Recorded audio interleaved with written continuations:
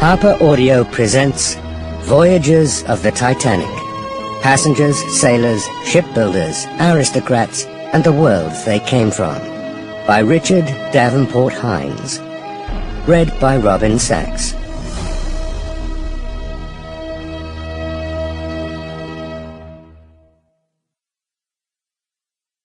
Statement on Monetary Values.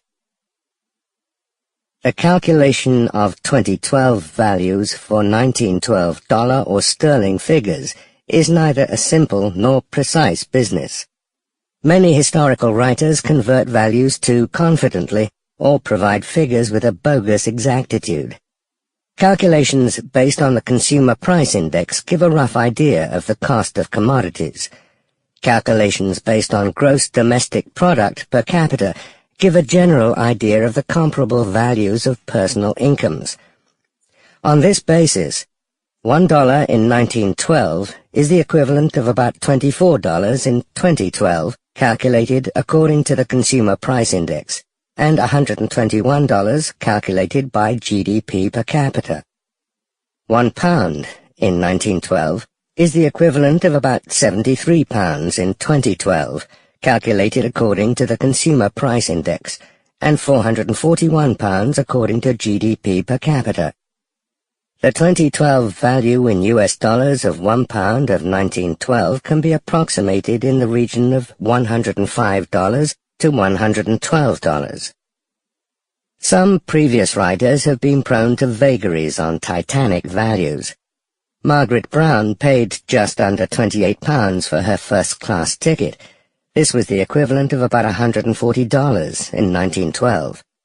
This cost has been variously calculated as the equivalent, a century later, of anything between $2,500 and $48,000.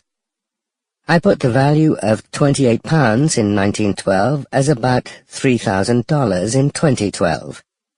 Others will disagree. Emma Bucknell's first-class ticket from Cherbourg to New York cost just over £75 in 1912.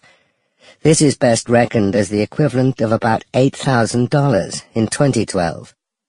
Figures that are not rounded have a spurious precision. Prologue. From Greenland's Icy Mountains. Its most striking feature was the stillness and deadness and impassibility of this new world. Ice and rock and water surrounded us. Not a sound of any kind interrupted the silence. The sea did not break upon the shore.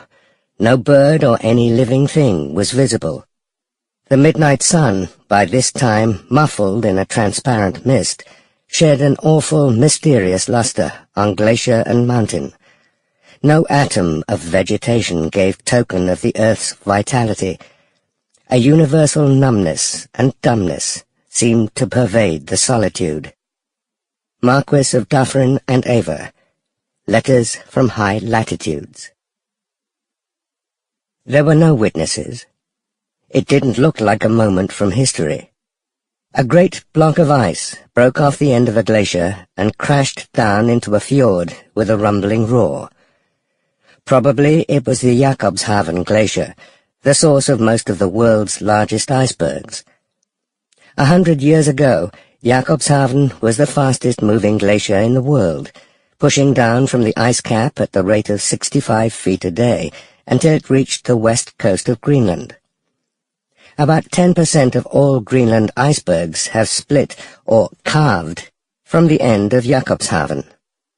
After they have wrenched away from the glacier, itself made of densely compacted snow that fell on the Arctic ice cap thousands of years earlier, icebergs rock and tilt on the water until finally they settle into balance. Although there is a human settlement at Jakobshavn, Greenland is an inhuman landscape of never-ending wastes. One cannot hope for mercy from the elements in this savage land of lifeless gloom. Long, dark, freezing winters are followed by... Sample complete. Ready to continue?